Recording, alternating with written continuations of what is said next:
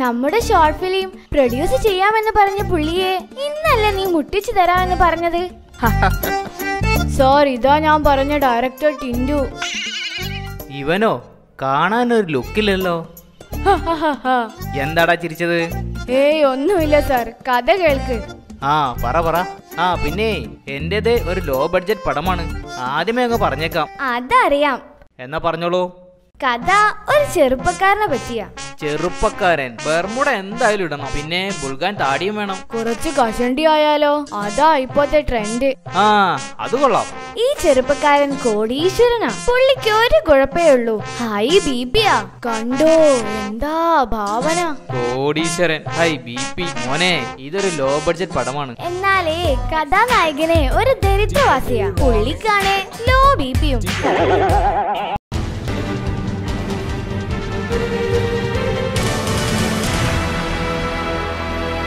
അപ്പോ നിനക്ക് ശാസ്ത്രീയ സംഗീതം പഠിക്കണമെന്ന മോഹം കലശലാണല്ലേ? അതെ ഗുരു. ആട്ടെ, സംഗീതത്തില് ആരുടെ കൃതികളാണ് നിനക്ക് ഏറ്റവും ഇഷ്ടം? എനിക്കിഷ്ടം കൊല്ലം ഷാഫിയെയാ. ആരാണ് അദ്ദേഹം? ഷാഫി ഭാഗവതരെ കുറിച്ച് നോം കേട്ടിട്ടേ ഇല്ലല്ലോ. അയ്യേ, മൂപ്പരുടെ പാട്ടൊന്നും കേട്ടിട്ടില്ലേ? ഏതെങ്കിലും കീർത്തനം പാടൂ. പാലാണ് പ്രേമം, തേനാണ് പ്രേമം, പാൽക്കുടമാണ് പ്രേമം. നിർത്തടാ, ഇതാണോ കീർത്തനം? എന്താ ഇത് കീർത്തനമല്ലേ? മ്യൂസിക്കേ. അവന്റെ ഒരു മ്യൂസിക്. ഇതും കൊണ്ടാണോ നീ ഇങ്ങോട്ട് വന്നത്? സോറി ഗുരു, ഒരു തെറ്റ് പറ്റിയതാ. എന്നാൽ ശാസ്ത്രീയ സംഗീതവുമായി ബന്ധമുള്ള ഏതെങ്കിലും ഒരു വ്യക്തിയുടെ പേര് പറ. ഓ, ഒരു പേര് എനിക്ക് അറിയായിരുന്നു. ഏതോ ഒരു നാളാ. പിറന്നാളാണോ? അല്ല, തിരുനാൾ. സ്വാതി തിരുനാളാണോ? ഓൻ തന്നെ. അവൻ എന്നൊന്നും വിളിക്കാതെടാ, മഹാന്മാരെയൊക്കെ അദ്ദേഹം എന്നാ വിളിക്കാറ്. ഓക്കെ, അദ്ദേഹം. എന്നാൽ പറ, സ്വാതി തിരുനാൾ സംഗീത ലോകത്തിന് നൽകിയ സംഭാവനകൾ എന്തൊക്കെയാ? സ്വാതി തിരുനാൾ സംഭാവന? പറ.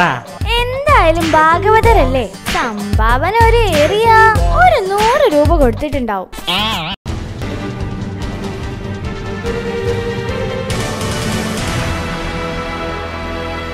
അല്ല ദീപു, നമ്മുടെ ചിക്കു എവിടെ പോയി? കാണാനേ ഇല്ലല്ലോ. നീ അറിഞ്ഞില്ലേ, ചിക്കുവിന് തീരെ സുഖമില്ല. എന്തു പറ്റി? ആദ്യം വയറുവേദന ആയിരുന്നു. എന്നിട്ട് അവൻ നമ്മുടെ ഡോക്ടർ ഗുണരാജിനെ കാണിച്ചു. എന്റെ അമ്മോ, ഗുണരാജോ? അയാള് വ്യാജനാണെന്നാ കേക്കുന്നത്. എന്നിട്ട് അയാൾ എന്തൊക്കെയോ ഗുളികകളെ എഴുതി കൊടുത്തു. പോരാത്തതിന് ഒരു ഇഞ്ചക്ഷനും. ദൈവമേ, എന്നിട്ടോ? ഇഞ്ചക്ഷൻ കൊടുത്തപ്പോഴേ അവൻ സൈഡായി. ഗുളിക കുടിച്ചപ്പോ അവന്റെ ബോധവും പോയി. എന്നിട്ട് നേരെ മെഡിക്കൽ കോളേജിൽ ICUലെത്തി. 2 ദിവസം അവിടെ ആയിരുന്നു. ഇപ്പൊ ഭേദമാണെന്നാ കേക്കുന്നത്. രക്ഷപ്പെട്ടല്ലോ. ശരിയാ, ഞാൻ വിചാരിച്ചു അവൻ തട്ടിപ്പോവെന്ന്. ഹലോ. എടാ, പെട്ടെന്നൊന്നും ഇങ്ങോട്ട് വന്നേ. റപ്പായി ചേട്ടന് തീരെ സുഖമില്ല.